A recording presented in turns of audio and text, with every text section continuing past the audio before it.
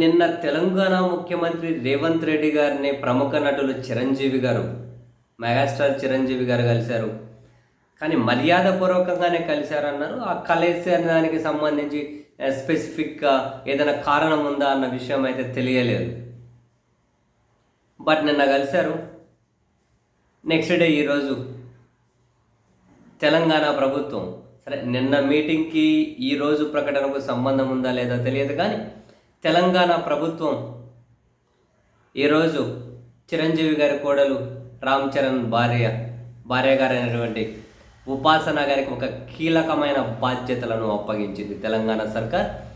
ఆ మేరకు ఉత్తర్వులు వచ్చాయి. సో తన మీద నమ్మకంతో కీలక బాధ్యతలు అప్పగించినటువంటి తెలంగాణ ప్రభుత్వానికి గౌరవ ముఖ్యమంత్రి రేవంత్ రెడ్డి గారికి ఉపాసన గారు తన సోషల్ ప్లాట్ఫామ్ నుండి కృతజ్ఞతలు కూడా చెప్పారు.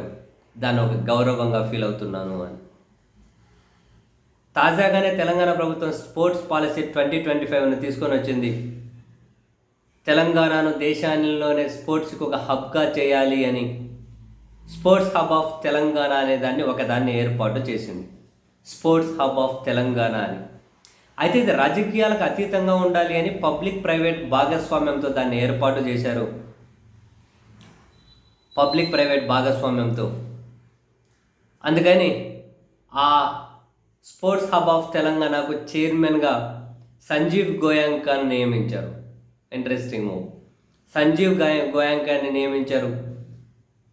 దానికి కో చైర్మన్గా ఉపాసన గారిని నియమించారు. చైర్మన్గా సంజీవ్ గోయాంక, వైస్ చైర్మన్ కో చైర్మన్గా ఉపాసన నియమించారు.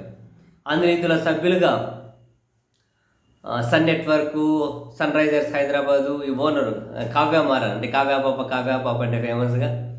సభ్యులుగా కావ్యమారన్, కపిల్ దేవ్, అభినవ్ బింద్రా, పుల్లెల గోపీచంద్,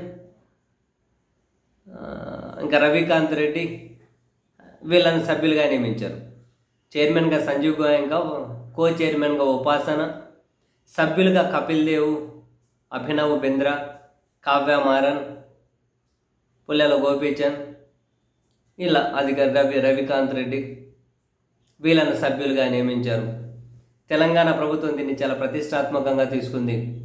రాజకీయ జోక్యాన్ని తగ్గించి తెలంగాణను ఒక స్పోర్ట్స్ హబ్గా మలచాలి అని చెప్పి. Very interesting move. ఉపాసన గారిని ఇంత కీలకమైన దానికి కో చైర్మన్గా నియమించారు. లెట్స్ సీ, కోర్స్ ఎఫిషియెంట్లీ అండి తను. మరి ఈ బాధ్యతలను ఎంతవరకు లీడ్ చేయగలుగుతారు, ఎంతవరకు విజయవంతంగా ముందుకు తీసుకెళ్ళగలుగుతారు అంటే చూద్దాం.